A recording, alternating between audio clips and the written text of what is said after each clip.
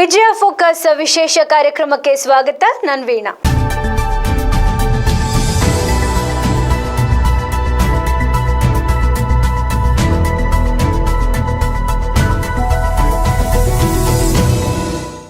ಅಕ್ರಮವಾಗಿ ಭೂಮಿಯನ್ನ ಕಬಳಿಸಿರುವಂತ ಪ್ರಭಾವಿಗಳನ್ನ ಪ್ರಶ್ನೆ ಮಾಡೋಕೆ ಹೋದಂತ ಕ್ಯಾಮ್ರಾಮನ್ ಮೇಲೇನೆ ಹಲ್ಲೆ ಮಾಡಿರುವ ಘಟನೆ ಇಣಕಲ್ನಲ್ಲಿ ನಡೆದಿರುವಂಥದ್ದು. ಘಟನಾ ಸ್ಥಳಕ್ಕೆ ನಂತರದಲ್ಲಿ ಆಗಮಿಸಿರುವಂಥ ಗಂಗರಾಜು ಅವರು ನಮ್ಮ ಜೊತೆ ಇದ್ದಾರೆ. ಅವರನ್ನ ಕಾರ್ಯಕ್ರಮಕ್ಕೆ ಸ್ವಾಗತ ಮಾಡೋಣ. ಸರ್ ನಮಸ್ತೆ, ಕಾರ್ಯಕ್ರಮಕ್ಕೆ ಸ್ವಾಗತ. ಸರ್, ನಿನ್ನೆ ಘಟನೆ ನಡೆದ ಸ್ಥಳಕ್ಕೆ ನೀವು ಹಾಜರಾಗ್ತೀರಾ. ಅಲ್ಲಿ ವಾತಾವರಣ ಹೇಗಿತ್ತು, ಹೇಗೆಲ್ಲ ಹಲ್ಲೆ ನಡೆಯಿತು, ಅದ್ರ ಬಗ್ಗೆ ನಿಮಗೆ ಕಂಡು ಬಂದಂಥ ಮಾಹಿತಿಗಳನ್ನ ಹಂಚ್ಕೊಳ್ಳಿ ದಯವಿಟ್ಟು. ನಿನ್ನೆ ಸುಮಾರು 3:10ಕ್ಕೆ ಬಹುಶಃ 3:10 ಇಲ್ಲ 3:08ಕ್ಕೆ ನನಗೆ ರಾಜೇಶ್ವರ್ ಮೊಬೈಲಿಂದ ನನಗೆ ಕರೆ ಬಂದಾಗ ನನಗೆ ಅವರೊಂಥರ ಗಾಬರಿಯಾಗಿ ಕರೆ ಮಾಡಿಬಿಟ್ಟು, ಸರ್ ಇಲ್ಲಿ ನಾನು ಈ ಥರ ನೀವು ಕೊಟ್ಟ ದಾಖಲೆಗಳ ಆಧಾರದ ಮೇಲೆ ನಾನು ಇಲ್ಲಿ ವಿಜುವಲ್ ಶೂಟ್ ಮಾಡೋಕ್ಕೆ ಅಂತ ಬಂದಿದ್ದೆ. ಶೂಟ್ ಮಾಡ್ತಾ ಇದ್ದೆ. ನಾನು ಇಲ್ಲಿ ಎಲ್ಲ ಜನಗಳೆಲ್ಲ ತುಂಬಿಕೊಂಡು ನಾನು ಕ್ಯಾಮ್ರಾಗೆ ಅಲ್ಲೇ ಮಾಡೋಕ್ಕೆ ಬಂದಿದ್ದಾರೆ ಸರ್, ದಯಮಾಡಿ ನೀವು ಬನ್ನಿ ಸ್ವಲ್ಪ ಅಂತ. ನಾನು ತಕ್ಷಣ ಅಲ್ಲಿಂದ ಒಂದು 8ರಿಂದ 10 ನಿಮಿಷಕ್ಕೆ ನಾನು ಅಲ್ಲೇ ವಿಜಯನಗರದಲ್ಲಿದ್ದೆ. 10 ನಿಮಿಷಕ್ಕೆ ನಾನು ಆ ಸ್ಪಾಟ್ಗೆ ಹೋದೆ. ಆಮೇಲೆ ಹೋದಾಗ ಏನಾಯ್ತಪ್ಪ ಅಂತ ನಾನು ಇವ್ರಿಗೆ ಕೇಳಿದೆ. ಅಷ್ಟೊತ್ತಿಗೆ ಸುಮಾರು ಒಂದು 20-25 ಜನ ಮತ್ತು ಗಂಡಸರಿದ್ರು, ಮತ್ತು ಹೆಣ್ಮಕ್ಳೆಲ್ಲ ಇದರೊಳಗೆ ನಿಂತ್ಕೊಂಡು ನೋಡ್ತಾ ಇದ್ರು. ಕೆಲವರು ಹೆಣ್ಮಕ್ಳು ಸಹ ಗಲಾಟೆ ಮಾಡ್ತಾಯಿದ್ರು. ಇವರು ಕ್ಯಾಮ್ರಾನ ಹಿಡ್ಕೊಂಬಿಟ್ಟಿದ್ದಾರೆ ಬಿಗಿಗೆ, ಆ ಒಂದು ಇದ್ರ ಸಮೇತ ಕಿತ್ಕೊಂಡು ಹಿಡ್ಕೊಂಬಿಟ್ಟಿದ್ದಾರೆ. ಇವರು ಬಿಡ್ತಾ ಇಲ್ಲ, ಅವರು ಬಿಡ್ತಾ ಇಲ್ಲ, ಇವರು ಜಗ್ಗಾಡ್ತಿದ್ರು. ಆಮೇಲೆ ತಿರ್ಗಿ ನಾನು ಹೋದೆ, ಏನಾಯಿತು, ಯಾಕೆ, ಏನು ಸಮಾಚಾರ ಅಂತ ಕೇಳಿದೆ. ಆಮೇಲೆ ನಾನು ಈ ಥರ ಸುದ್ದಿ ಮಾಡೋಕ್ಕೆ ಅಂತ ಬಂದಿದ್ದೆ ಸರ್, ಹಾಗಾಗಿ ಇವರೆಲ್ಲ ನನಗೆ ಹಿಡ್ಕೊಂಡಿದ್ದಾರೆ ಇಲ್ಲಿ ಅಂತ ಹೇಳ್ಬಿಟ್ಟು ಹಲ್ಲೆ ಮಾಡಿದ್ರು ನನ್ನ ಮೇಲೆ ಅಂತ ಅಂದರು. ನಾನು ಹೋದಾಗ ಅವನ ಯಾರ ಕೈ ಎತ್ತಿ ಒಂದು ಹೊಡೆದ. ಆಮೇಲೆ ತಿರ್ಗಿ ನಾನು ಅವೆಲ್ಲ ಮಾಡಬಾರ್ದು. ಯಾರಿಗೆ ಹೊಡೆದಿದ್ದು ಸರ್? ರಾಜೇಶ್ಗೆ. ಆಮೇಲೆ ನಾನು ಗಾಡಿಯಿಂದ ಕೆಳಗಿಳಿದೆ, ನಾನು ಗಾಡಿ ಮೇಲೆ ಕೂತಿದ್ದೆ. ಆಮೇಲೆ ಇನ್ನೊಬ್ಬ ಯಾರೋ ಬಂದ, ಅಲ್ಲಿದ್ದನು ನೀವ್ಯಾರು ಅಂದ. ನೋಡಪ್ಪ ನಮಗೆ ತೊಂದರೆ ಆಗಿದೆ, ಇಲ್ಲಿ ಬನ್ನಿ ಅಂತ ಕರೋ ನಾವು ಬಂದಿದ್ದೀನಿ. ಆಗ ಏನು ಸಮಸ್ಯೆ, ಏನು ಸಹ ಇದು ಅಂತ ಕೇಳೋದು. ಇವನು ಕ್ಯಾಮ್ರಾಮನ್ ಅಂತ ಇವ್ರು ಯಾರೋ ಶೂಟ್ ಮಾಡ್ತಾನೆ, ನಮಗೆ ಗೊತ್ತಿಲ್ಲದೆ ಶೂಟ್ ಮಾಡ್ತಾನೆ, ಹಾಗೆ ಸೊ ಇದಕ್ಕೆ ಸಂಬಂಧಪಟ್ಟಂಗೆ ಇದು ಆಲ್ರೆಡಿ ದೂರು ದಾಖಲಾಗಿದೆಯಪ್ಪ. ಇದಕ್ಕೆ ACB ಅವರು FIR ದಾಖಲು ಮಾಡಲಿಕ್ಕೆ ಆಲ್ರೆಡಿ ಪ್ರಾಸಿಕ್ಯೂಷನ್ ಪರ್ಮಿಷನ್ ಕೇಳಿದ್ದಾರೆ. ಇದು ಇಲ್ಲದಲ್ಲಿ ಹೆಂಗೆ ಬಂದರು ಇವರು, ಯಾಕೆ ಬಂದರು, ನಮ್ಮ ಏರಿಯಾಕ್ಕೆ ಯಾಕೆ ಬಂದರು, ಹಾಗೆ ಹೀಗೆ ಏನು ಇವ್ರ ಏರಿಯಾನಾದ್ರು ಏನೇನು ರೌಡಿಗಳು ಇವರೇನಾದ್ರು. ಆಮೇಲೆ ನನ್ನ ಎದುರುಗಳನ್ನ ಕ್ಯಾಮ್ರಾ ಏನು ಮಾಡೋದ, ಯಾರೋ ಒಬ್ಬ ಇದ್ದನು ಅವ್ನು ಕ್ಯಾಮ್ರಾನ ಕಿತ್ಕೊಂಡು ಹೋದ. ಆಮೇಲೆ ನಾನು ಹೇಳಿದೆ, ರಾಜೇಶ್ ಒಂದು ಕೆಲಸ ಮಾಡಪ್ಪ, ಆಯಿತು ನೀನು ಅಷ್ಟೆಲ್ಲ ಅವ್ರು ವಿರೋಧ ಮಾಡಿದ್ಮೇಲೆ ನೀನು ಸುದ್ದಿ ಮಾಡೋದು ಇದನ್ನು ಮಾಡಬೇಡಪ್ಪ, ಫೋಟೋ ಕ್ಲಿಕ್ ಮಾಡೋದೇ ಅಲ್ಲಿ ವಿಡಿಯೋ ಮಾಡೋದು ಮಾಡಬೇಡ, ಬಾರಪ್ಪ ಆಯಿತು ನೀನು ಹೊರಟ್ಬಿಡು ಅಂತ ಅಂದೆ. ನಾನು ಅಷ್ಟೊತ್ತಿಗೆ ಏನು ಮಾಡು, ಇವ್ರು ಓಡೋಕ್ಕೆ ಅಂತ ಓಡ್ತಾ ಇದ್ರು. ಅಷ್ಟೊತ್ತು ಅಲ್ಲೇ ಕ್ಯಾಮ್ರಾ ಕಿತ್ಕೊಂಡು, ನಾನು ಕೊಡಲ್ಲ ಕ್ಯಾಮ್ರಾ ಕೊಡೋಣ, ಯಾರು ಬರ್ತಾನೆ ಬರಲಿ, ಯಾವನು ಬರ್ತಾನೆ ಬರಲಿ ನೋಡೋಣ, ಯಾವ ಚಾನಲ್ ಬರ್ತಾನೆ ಬರಲಿ ನೋಡೋಣ ಅಂತ ಒಂದು ಬೈದ್ಬಿಟ್ಟು ಕ್ಯಾಮ್ರಾ ಕಿತ್ಕೊಂಡು ಹೊರಟೋಗ್ಬಿಟ್ಟ ಅವನು. ಸರಿ, ನಾವಿನ್ನು ಅಲ್ಲಿ ಅವ್ರ ಹತ್ರ ಹೋಗಿ ನಾವು ಗುದ್ದಾಡ್ಲಿಕ್ಕೆ ಆಗಲ್ಲ. ನಾವಿಲ್ಲಿ ಕಾನೂನು ರೀತಿ ಹೋರಾಟ ಮಾಡಬೇಕು. ನಮ್ಗೆ ಎಲ್ಲಿದೆ ಕಾನೂನು ರೀತಿ ಅಂದರೆ ಪೊಲೀಸ್ ಸ್ಟೇಷನ್ಗೆ ಹೋಗಿ ನಮಗೆ ನಡೆದಿರೋವಂಥ ಘಟನಾ ಸತ್ಯ ಘಟನಾ ಪೊಲೀಸರ ವಿರುದ್ಧ ಅವರಲ್ಲಿ ಹೋಗಿ ದೂರು ಕೂಡ ನಾನು ಡಿಸೈಡ್ ಮಾಡ್ಕೊಂಡು ನಾವೇನು ಮಾಡೋದು, ಆ ಸ್ಪಾಟಿಂದ ರಾಜೇಶ್ವರನ್ ಕರ್ಕೊಂಡು ನಾನೇನು ಮಾಡಿದೆ, ವಾಪಸ್ ಬಂದ್ಬಿಟ್ಟೆ. ಬಾರಪ್ಪ ಹೋಗ ನಡಿ ಅಂತ ಹೇಳ್ಬಿಟ್ಟು ಕರ್ಕೊಂಬಂದವ್ರು ಏನು ಮಾಡೋದು. ಆಮೇಲೆ ನಿಮ್ಮ ಸುದ್ದಿ ಸಂಸ್ಥೆ ಮುಖ್ಯಸ್ಥರಿಗೆ ಶ್ರೀನಿಧಿವರೆಗೂ ಸಹ ಈ ಮಾಹಿತಿನ ನಾವು ಶೇರ್ ಮಾಡಿದ್ವಿ, ಮತ್ತು ನಿಮ್ಮ ರಾಜೇಶ್ ಶಾಲೆ ಕೊಲೀಗ್ಸ್ ಎಲ್ಲ ಶೇರ್ ಮಾಡಿದ್ರು ಅಂತ ಅನಿಸುತ್ತೆ. ಅದಾದಮೇಲೆ ಶ್ರೀನಿಧಿಯವರು ಸಹ ಅವರು ಸ್ಪಾಟ್ಗೆ ಹೋಗೋಣ ಅಂದ್ಕೊಂಡು ನಮ್ಮ ಕಚೇರಿಗೆ ಬಂದರು. ಕಚೇರಿಗೆ ಬರೋದ್ರೊಳಗೆ ಆಲ್ರೆಡಿ ರಾಜೇಶ್ ಕಂಪ್ಲೇಂಟ್ ರೆಡಿ ಮಾಡ್ಕೊಂಡಿದ್ದ, ಏನೇನು ನಡೀತು ಎಲ್ಲದನ್ನು ಕಂಪ್ಲೇಂಟ್ ರೆಡಿ ಮಾಡ್ಕೊಂಡಿದ್ರು. ಕಂಪ್ಲೇಂಟ್ ರೆಕಮೆಂಡ್ ನಿಮ್ಮ ಸುದ್ದಿ ಸಂಸ್ಥೆ ಮುಖ್ಯಸ್ಥರಾದಂಥ ಶ್ರೀನಿಧಿಯವ್ರ ಜೊತೆ ಕೂಡಿ ನಾನು ರಾಜೇಶ್ ಅವರು 3 ಜನನೂ ವಿಜಯನಗರ ಪೊಲೀಸ್ ಸ್ಟೇಷನ್ಗೆ ಹೋದ್ವಿ. ವಿಜಯನಗರ ಪೊಲೀಸ್ ಸ್ಟೇಷನ್ಗೆ ಹೋಗಿ ಅಲ್ಲಿ ಇನ್ಸ್ಪೆಕ್ಟ್ರನ್ನ ಭೇಟಿ ಮಾಡಿದ್ರು. ಸರ್ ಈ ಥರ ಹಿಂಗಾಗಿದೆ, ಈ ಥರ ಸಮಸ್ಯೆ ಆಯಿತು, ಈ ಥರ ಎಲ್ಲ ಹಲ್ಲೆ ಮಾಡೋಕ್ಕೆ ಬಂದರು, ನೀವು ಯಾಕೆ ಹೋಗಿದ್ರಿ ಅಂತ ನಾವು ಕೇಳಿದ್ವಿ ಇನ್ಸ್ಪೆಕ್ಟ್ರಿಗೆ. ಆಮೇಲೆ ನಮ್ಮಲ್ಲಿದ್ದ ಪೂರಕ ದಾಖಲೆಗಳಿದ್ದಾವಲ್ಲ, ಮೂಡ ಪ್ರಾಧಿಕಾರದಿಂದ ಇಶ್ಯೂ ಅಷ್ಟೆಲ್ಲ ದಾಖಲೆ ಇದ್ರೂ ಹೀಗೆ ಹೌದು. ಅಲ್ಲಿ ಸ್ಪಾಟಲ್ಲಿ ದಾಖಲೆ ನನ್ನ ಕೇಳ್ದ. ಯಾರು ಕೇಳಿದ್ದು? ಅವನು ಇದ್ನಲ್ಲ, ಅವನು ಯಾರೋ ಗುಂಪು ಕಟ್ಕೊಂಡಿದ್ರಲ್ಲ, ಅವ್ರೆ ರಾಜೇಶ್ ಹಿಡ್ಕೊಂಡಲ್ಲ, ಅವನನ್ನು ಕೇಳಿದ. ಅಲ್ಲಿದ್ದಂತ ಮನೆ ಕಟ್ಕೊಂಡಿದ್ದವ್ರೆ ಕೇಳಿದ್ದು. ಹೌದು, ಅಲ್ಲೆಲ್ಲ ಈ ಒಂಥರ ನಿರಾಶ್ರಿತರು. ನೀವೇನೋ ನಿರಾಶ್ರಿತ ಅಂತ ಹೇಳ್ತೇನೆ, ನಿರಾಶ್ರಿತರ ಹೆಸರು ಹೇಳ್ಕೊಂಡು ಅಲ್ಲಿ ತಂಗಿರೋರು. ನಿರಾಶ್ರಿತರಾದ್ರೆ ಏನಾಗುತ್ತೆ ಅಂತಂದ್ರೆ ಒಂದು ರಿಕ್ವೆಸ್ಟ್ ಮಾಡ್ಕೋತಾರೆ, ದಯವಿಟ್ಟು ನಮಗೆ ಇರ್ಲಿಕ್ಕೆ ಸೂರಿಲ್ಲ, ನಮಗೆ ತೊಂದರೆ ಕೊಡ್ಬೇಡಿ, ದಯವಿಟ್ಟು ನೀವು ನಮಗೆ ಸಹಕಾರ ಕೊಡಿ ಅಂತ ಕೇಳ್ಕೊತಾರೆ. ಇವರು ನಮ್ಮ ಸಹಕಾರಕ್ಕೆ ಯಾಕೆ, ಇವ್ರು ನಿರಾಶ್ರಿತ ಅಲ್ವಲ್ಲ, ಇವ್ರು ಆಶ್ರಯ ನಿವಾಸಿಗಳಲ್ವಲ್ಲ, ಅವರು ಡೈರೆಕ್ಟ್ ಆಕ್ಷನ್ಗೆ ಬರ್ತಾರೆ. ಆಕ್ಷನ್ ಬರ್ತಾರೆ. ಯಾಕೆಂದ್ರೆ ಅವರೆಲ್ಲ ತೋಳ್ಬಲ ಇರೋಂತಾರೆ ಪ್ರಭಾವಿಗಳಿಗೆ ಏನಾಗುತ್ತೆ ಅಂದ್ರೆ, ಈ ತರ ಯಾರ ಬಂದ್ರೆ ಹಿಂಗ್ ಗಲಾಟೆ ಮಾಡ್ರು ಅಂತ ಯಾರು ಮಾಡ್ಕೊಟ್ಟಿರ್ತಾನಲ್ಲ, ಸೈಟ್ ಕೂಡ ಇವ್ರಿಗೆ ಕೊಟ್ಟಿರ್ತಾನ, ಅವನೇ ಹೇಳ್ಕೊಟ್ಟಿರ್ತಾರೆ. ಅಲ್ಲ, ಅವರು ತಪ್ಪು ಮಾಡಿದ್ದಕ್ಕೇನೆ ಅಷ್ಟೆಲ್ಲ ಅಕ್ರಮವಾಗಿ ಹೀನಾಯವಾಗಿ ನಡೆಸ್ಕೊಂಡಿರೋದು ಪ್ರತಿನಿಧಿಗಳನ್ನ. ಈಗ ಪ್ರಾಧಿಕಾರದವರು, ಮೂಡ ಪ್ರಾಧಿಕಾರದವರು ಸುಮಾರು ಈಗ 92ನೇ ಇಸ್ವಿದಲ್ಲಿ ಇವ್ರು ಗ್ರೂಪಿಂದ ಇವರು ಅವ್ರು ಆಕ್ರಮಿಸ್ಕೊಂಡು ಕೂತಿದಾರಲ್ಲ ಪಂಚಾಯತಿಯವರು ಇಲ್ಲಿಗಲ್ಲಲ್ಲಿ ಮತ್ತೆ ಅವ್ರ ಜನಗಳು ಕೂತಿದಾರ ಇವ್ರು ಏನ್ ಮಾಡ್ತಾ ಇದ್ದಾರೆ? ಸುಮ್ಮನೆ ಇದ್ದಾರೆ. ಇವ್ರ ಕೆಲಸ ಏನು? ಅಲ್ಲಿಗೆ ಏನಾಯ್ತು, ಪ್ರಭಾವಿಗಳು ಒತ್ತಡಕ್ಕೆ ಇವರು ಬಲಿಯಾಗಿದ್ದಾರೆ. ಇಲ್ಲ ಇವ್ರನ್ನು ಹಂಚ್ಕೊಂಡಿದ್ದಾರೆ ಸೈಟ್ಗಳು. ಇವ್ರಿಗೆ ಎಷ್ಟು ಕೊಟ್ಟಿದ್ದಾರೆ ಸೈಟ್ಗಳು ಅಂದರೆ? ಹಂಚ್ಕೊಂಡಿರಬಹುದು ಇರ್ಬೋದು, ಇಲ್ಲ ಅಂತ ಹೇಳಕ್ಕಾಗಲ್ಲ. ಯಾಕೆಂದ್ರೆ ನಾನೊಂದು ಲಿಸ್ಟ್ ಅಲ್ಲಿ 354 315 ಜನ ಲಿಸ್ಟ್ ಇದೆಯಲ್ಲ, ಈ ಲಿಸ್ಟ್ ಅಲ್ಲಿ ನಾನು ಯಾರ್ಯಾರ ಹೆಸರುಗಳಿದಾವೆ ಅಂತ ಹೇಳ್ಬಿಟ್ಟು ಪತ್ತೆ ಹಚ್ಕೊಂಡು ಹೋದ್ರೆ ಅದರೊಳಗೆ ಸಿದ್ದರಾಮಯ್ಯ PAದು ಒಂದಿದೆ ಅಂತೆ. 4 ಸೈಟ್ ಮಾಡ್ಕೊಂಡಿದ್ದೆ, 254, 255, 211A, 212A. Siddaramaiah PA. Sir, ನೀವು ಘಟನಾ ಸ್ಥಳಕ್ಕೆ ಆಗಮಿಸಿದಾಗ ನಿನ್ನೆ ನೀವು ಯಾರನ್ನಾದ್ರೂ ಗುರ್ತು ಹಿಡಿದ್ರ? ಅಲ್ಲಿ ನಿಮ್ಗೆ ಗೊತ್ತಿರೋರು ಅದಕ್ಕೆ ಹೇಳುದು. ಈಗ ದೂರು ಕೊಟ್ಟಾದ್ಮೇಲೆ ಏನ್ ಮಾಡೋದು, ಇನ್ಸ್ಪೆಕ್ಟರ್ ಏನ್ ಹೇಳಿದ್ರು, ದೂರು ಕೊಡ್ತಿದ್ದಂಗೆ ಅವ್ರನ್ನ ಯಾರು AS ಅವ್ರನ್ನ ಕರ್ಬಿಟ್ಟು ಇಮಿಡಿಯೇಟ್ ಏನ್ ಮಾಡೋದು, PC ವೆಹಿಕಲ್ ತಗೊಂಡು ಅವ್ರದ್ದೇ ಒಂದು ಇದಿದೆಯಲ್ಲ ಜಿಪ್ ಕಳಿಸ್ಬಿಟ್ಟು ಅವ್ರು ಯಾರು ಹೋಗಿ ಇವ್ರು ಕ್ಯಾಮ್ರಾ ಕಿತ್ಕೊಂಡಿದ್ದಾರೆ ಅಂತ. ಓಕೆ, ಅವ್ರು ಯಾರು ಕರ್ಕೊಂಬರ ಇಲ್ಲಿ ಜಿಪ್ ತುಂಬ್ಕೊಂಬರ ಎತ್ತಾಕೊಂಬರು ಅಂತ ಇನ್ಸ್ಪೆಕ್ಟರ್ನ ಹೋಗ್ತಿದ್ದಂಗೆ ಹೋಗಿ ಕೊಡ್ತಿದ್ದಂಗೆ ಕಂಪ್ಲೇಂಟ್ ಓದಿ ವಿತಿನ್ 5 ಮಿನಿಟ್ಸಲ್ಲಿ ಅವ್ರು ಆಕ್ಷನ್ ಮಾಡಿದ್ರು. ಇನ್ಸ್ಪೆಕ್ಟರ್ ಬಗ್ಗೆ ನಾವೆರಡು ಮಾತಾಡೋದಲ್ಲ, ನಾವ್ಯಾರು ಏನಂತ ಹೋಗಿ ಪರಿಚಯ ಮಾಡಿಕೊಂಡು ನಿಧಿಯವರು ನಾವೆಲ್ಲ ಪರಿಚಯ ಮಾಡ್ಕೊತಿದ್ದಂಗೆ ನಮ್ಮ ದೂರ ಅವ್ರ ಕೈಗೆ ಕೊಡ್ತಿದ್ದಂಗೆ ಕೇಸ್ ರಿಜಿಸ್ಟರ್ ಮಾಡದೇ ಹೋದ್ರು ಇಮಿಡಿಯೇಟ್ ಗಾಡಿ ಕಳಿಸ್ಬಿಟ್ಟು ಅವ್ರು ಕರ್ಕೊಂಬೋಗ್ರು ಹೋಗಿ ಅಂತ ಕಳಿಸ್ಬಿಟ್ರು. ಕಳ್ಸ್ಕೊಂಡ್ ಹೋಗಿ ಅಂತ ಹೋಗಿ ಕಳಿಸ್ತಿದ್ದಂಗೆ ಏನು ಮಾಡ್ರು, ಇವ್ ರಾಜೇಶನ್ ಒಬ್ಬನೇ ಕಳ್ಸಕ್ ಬೇಡ, ಅವ್ರ ಜೊತೆ ನಾವು ಹೋಗೋಣ ಅನ್ಕೊಂಡು ನಾವು ಮತ್ತೆ ನಿಧಿಯವರು ನನ್ನ ವೆಹಿಕಲಲ್ಲೇ, ನನ್ನ 2 ವೀಲರ್ ವೆಹಿಕಲ್, ಅವ್ರು ರಾಜೇಶು ಪೊಲೀಸ್ ಜೀಪಲ್ಲಿ ಪೊಲೀಸ್ ವೆಹಿಕಲಲ್ಲಿ ಹೊರಟ್ರು. ಆಮೇಲೆ ನಾವಿಬ್ರು ಏನು ಮಾಡೋದು, ನಮ್ಮ ವೆಹಿಕಲ್ ಹೊರೋದು ಹಿಂದೆಗಡೆ. ಯಾಕೆಂದ್ರೆ ರಾಜೇಶ್ಗೆ ಕನ್ಫ್ಯೂಸ್ ಆಗ್ತಾ ಇತ್ತು ರೂಟು. ನಾವು ತೋರ್ಸೋಣ ಅಂತ ಯಾಕೆ ನಾನು ಐಡೆಂಟಿಫೈ ಮಾಡಿದ್ದೆ ಕೆಲವು ಜನಗಳನ್ನಲ್ವಾ, ಅದಕ್ಕೆ ನಾವು ಹೋಗೋಣ ಸ್ಪಾಟ್ಗೆ ಅಂತ ಹೋದ. ಸ್ಪಾಟ್ಗೆ ಹೋದಾಗ ಇನ್ನೂ ದೊಡ್ಡ ಗಲಾಟೆ. ಅಲ್ಲಿ ಹೋದಾಗ ಅಲ್ಲಿ ಯಾರು ಜನಗಳು ಇರಲಿಲ್ಲ. ಹೋದಾಗ ಏನಾಯ್ತು, ಪೊಲೀಸರು ಏನು ಮಾಡಿದ್ರು, ಎಲ್ಲಪ್ಪ ನಡೆದಿದ್ದ ಘಟನೆ ಸರ್, ಇಲ್ಲಿ ಘಟನೆ ನಡೀತು, ಇಲ್ಲಿದ್ದು ಯಾರು ಇದ್ದು ಕೂಗಿರು, ಯಾರು ಕ್ಯಾಮ್ರಾ ಕಿತ್ಕೊಂಡವ್ರು ಇರೋದು, ಹೊರಗಡೆ ಬರಬೇಕು, ಇಲ್ಲ ಅಂದ್ರೆ ಕೇಸ್ ರಿಜಿಸ್ಟರ್ ಆಯ್ತವೆ, ಅರೆಸ್ಟ್ ಮಾಡ್ತೀವಿ, ಹಾಗೆ ಏನೋ ಅವರು ಒಂದು ಭಾಷೆಯಲ್ಲಿ ಪೊಲೀಸ್ ಭಾಷೆಯಲ್ಲಿ ಅವ್ರು ಮಾತಾಡಿದ್ರು. ಸರಿ, ಆಮೇಲೆ ಯಾರೋ ಒಂದು ಚಿಕ್ಕ ಮಗು ಇತ್ತು, ಮಗು ಇದನ್ನು ಕ್ಯಾಮ್ರಾ ಕಿತ್ಕೊಂಡ್ರೆ ಯಾರು ಅಂತ ನಾನು ಹೇಳ್ತೀನಿ ಅಂತ ಮಗು ಕರ್ಕೊಂಡೋಗಿ ಅವ್ರ ಮನೆ ಹತ್ರ ನಿಲ್ಲಿಸ್ತು ಪೊಲೀಸರಿಗೆ. ಈ ಒಂದು ಚಿಕ್ಕ ಮಗು ಇಷ್ಟಿದೆ ಕರ್ಕೊಂಡೋಗಿ ಅಲ್ಲಿ ನಿಲ್ಲಿಸ್ತದೆ. ಅಪ್ಪ ನಾನೇ ಮಾಡೋದು, ಯಾರು ಹೆಸರು ಹೇಳಪ್ಪ ಅಂತ ಕೇಳಿದ್ವಿ. ಹೆಸರು ಹೇಳಿದ ಆಮೇಲೆ ನೀನು ಹೊಟ್ಟೋಗ್ಬಿಡಪ್ಪ, ನೀನೇನಲ್ಲಿ ಬರಬೇಡ ನೀನು, ಯಾಕಂದ್ರೆ ಆ ಮಗು ಮೇಲೆ ಟಾರ್ಗೆಟ್ ಮಾಡ್ತಾರೆ. ಖಂಡಿತ ಮಾಡ್ತಾರೆ, ಯಾಕಂದ್ರೆ ಮಕ್ಕಳು ಸುಳ್ಳು ಖಂಡಿತ ಮಾಡ್ತಾರೆ. ಹೌದು, ಕೇಳ್ತಿದ್ದಂಗೆ ಅಲ್ಲ, ಮಾಧ್ಯಮದವ್ರ ಮೇಲೆ ಇಷ್ಟು ಧೈರ್ಯವಾಗಿ ಇಷ್ಟು ಹೀನಾಯವಾಗಿ ಹಲ್ಲೆ ನಡೆಸೋರು ಮಕ್ಳನ್ನ ಬಿಡ್ತಾರ? ಮತ್ತೆ ಆಮೇಲೆ ಆ ಮನೆ ಆ ಕುಟುಂಬನ ಟಾರ್ಗೆಟ್ ಮಾಡ್ತಾರೆ. ಏನ್ ಮಾಡಿದೆ, ನಾನೇನ್ ಮಾಡಿದೆ, ಆ ಮಗುನ ಹೊರಗಡೆ ಹಂಗೆ ಕಳಿಸ್ಬಿಟ್ಟು ವಾಪಸ್ ಹೋಗ್ಬಿಡಪ್ಪ ನೀನು, ಹೆಸರು ಸಾಕು ನನಗೆ. ಆ ಹೆಸರು ಮೇಲ್ಗಡೆ ನಾವೇನ್ ಮಾಡೋದು, ಪೊಲೀಸರು ಹುಡುಕೊಂಡು ಹೋಗ್ತು ಅವ್ನ ಮನೆ ಹತ್ರ ಹೋದಾಗ ಅವನು ಯಾರೋ ಇರ್ಲಿಲ್ಲ ಅಲ್ಲಿ, ಇಲ್ಲ ಹೊರಗಡೆ ಇದ್ದಾನೆ ಅಂತ. ಈಗ ಅವ್ನ ಫೋನ್ ನಂಬರ್ ಇಸ್ಕೊಂಡು ಅವ್ನಿಗೆ ಕಾಲ್ ಮಾಡ್ರು, ಪೊಲೀಸರೇ ಕಾಲ್ ಮಾಡಿ. ನಾವೇನ್ ಮಾತಾಡ್ತಿದ್ದಲ್ಲ, ನಾವು ಸುಮ್ಮನೆ ಅಪ್ಪಾಡಿ ನಾವು ನಿಂತಿದ್ದು ಸ್ಪಾಟ್ ತೋರ್ಸಕ್ಕೆ, ಮತ್ತೆ ಯಾರು ಕಿತ್ಕೊಂಡ್ರು ಅಂತ ಮನುಷ್ಯನ ಐಡೆಂಟಿಫೈ ಮಾಡಕ್ಕೆ ನನ್ನ ಪೊಲೀಸರು ಕರ್ಕೊಂಡು ಹೋಗಿದ್ದು. ನಮ್ಮ ಬೇರೆ ಏನೇನು ನಾವೇನು ಜಗಳ ಮಾಡಬೇಕು ಅನ್ನೋ ಉದ್ದೇಶ ಇಟ್ಕೊಂಡು ಸೆಕೆಂಡ್ ಟೈಮ್ ಹೋಗಿದ್ದು ಅಲ್ಲ, ಏನು ಮೊದಲು ಹೋಗಿದ್ದು ನಾವಲ್ಲ. ಇನ್ಫ್ಯಾಕ್ಟ್ ಮೊದಲು ಸರಿ ಹೋದಾಗ ರಾಜೇಶ್ ನಾನು ಈ ಥರ ಇಂಥ ಚಾನಲಿಂದ ಬಂದಿದ್ದೀನಿ ಅಂತ ID ಕಾರ್ಡು ತೋರಿಸಿದ್ದಾರೆ. ಮತ್ತು ನಾವು ಹೇಳಿದ್ದೀವಿ ಇಂಥ ಚಾನಲ್ ಅವರು ಅಂತ ಹೇಳಿದ್ದೀವಿ. ಅವ್ರು ಹೇಳ್ತಾರೆ ಆಮೇಲೆ ಹೇಳೇ ಇಲ್ಲ ನಮಗೆ, ನಾವು ID ಕಾರ್ಡ್ ಕೇಳಿದ್ರೆ ಬಾಯಿಗೆ ಬಂದ ಅವೆಲ್ಲ ಸುಳ್ಳು. ನಾನು ಕಣ್ಣಾರು ಕಂಡಿದ್ದು ನಾನು ಹೇಳ್ತಾ ಇದ್ದೀನಿ. ನನಗೇನು ನೀವೇ ಆಗಲಿ ಅವರೇ ಆಗಲಿ ನಮಗೇನಿದಲ್ಲ, ಎಲ್ಲರೂ ಒಂದೇನೆ ನಾವು. ಆದರೆ ಆ ಮಾಧ್ಯಮ ಮಿತ್ರರ ಇವರು ನಮ್ಮ ಪ್ರತಿನಿಧಿ ಮೇಲೆ ಹಲ್ಲೆ ಮಾಡಿದ್ದು ಅದು ಖಂಡನೀಯ. ಅದಾದ್ಮೇಲೆ ಮತ್ತೆ ತಿರ್ಗಾ ಮತ್ತೆ ಮಧ್ಯಾಹ್ನ ಕಂಪ್ಲೇಂಟ್ ಮೇಲೆ ಪೊಲೀಸರ ಜೊತೆ ಹೋದಾಗ ಜನ ತುಂಬಿಟ್ರು. ಸುಮಾರು ಏನು ಒಂದು 50-60 100 ಜನ ಹುಡುಗರು. ಯಾರು ಇರಲಿಲ್ಲ ಅಲ್ಲಿ. ಹೋಗ್ತಿದ್ದಾಗ ಯಾರೋ ಒಬ್ಬ ಬಂದಾನೆ, ನಿಮ್ಗೆ ವಿಡಿಯೋ ಮಾಡ್ಕೊಂಡ್ ಬರ್ತಾ ಇದ್ದಾನೆ, ನೋಡಿ ಹೇಗಿದೆ, ನಾವು ವಿಡಿಯೋ ಮಾಡ್ತಾ ಇದ್ರೆ ತಪ್ಪಂತೆ, ಅವನು ಬೇಕಾದ್ರೆ ವಿಡಿಯೋ ಮಾಡ್ಬೋದು. ಹೌದು, ಶ್ರೀನಿಧಿ ಅವರು ವಿಡಿಯೋ ಮಾಡ್ತಾ ಇದ್ರು. ಈ ಘಟನೆ ಏನು ನಡೀತಾ, ನಾವು ಹೋದಾಗ ಗಲಾಟೆ ನಡೀತಾ ಅವಾಗ ವಿಡಿಯೋ ಮಾಡ್ತಾ ಇದ್ರು ಶ್ರೀನಿಧಿ ಅವರು. ಆ ಇಡೀ ವಿಡಿಯೋ ಮಾಡ್ತಾ ಇರೋದಕ್ಕೆ ಗಲಾಟೆ ಮಾಡ್ಬಿಟ್ಟು ಯಾಕ್ರಿ ವಿಡಿಯೋ ಮಾಡ್ತಾರೆ, ಆಫ್ ಮಾಡ್ರಿ ತಪ್ಪಿಗೆ ಮಾಡಿ ಆಫ್ ಮಾಡಿಸ್ತಾರೆ ಅಲ್ವಾ. ಆದ್ರೆ ಅವ್ರು ಮಾತ್ರ ವಿಡಿಯೋ ಮಾಡ್ಬೋದಂತೆ, ಅವ್ರೇನ್ ಬೇಕಾದ್ರೂ ಮಾಡ್ಬೋದು, ಪ್ರಭಾವಿಗಳು ಇರೋದಕ್ಕಿಂತ ಹೆಚ್ಚಾಗಿ ಅವರು ಒಂಥರ ದಂಡುಪಾಳಿ, ಅದಕ್ಕೆ ಗ್ಯಾಂಗ್ ಸೇರ್ಕೊಂಡಿದ್ದಾರೆ ಅಲ್ಲಿ. ಅವರೆಲ್ಲ ಏನದು ಗೂಂಡಾಗಳಿದ್ದಂಗಿದ್ದಾರೆ ಅವರು. ನಿಜವಾಗ್ಲೂ ಅವರು ಆಶ್ರಯ ನಿವಾಸಿಗಳು ಅಂತ ನನಗೆ ಅಲ್ಲ ಅನ್ನೋದು ನನಗೆ ಗೊತ್ತಿತ್ತು. ಇವತ್ತು ಪ್ರೂವ್ ಆಯ್ತು.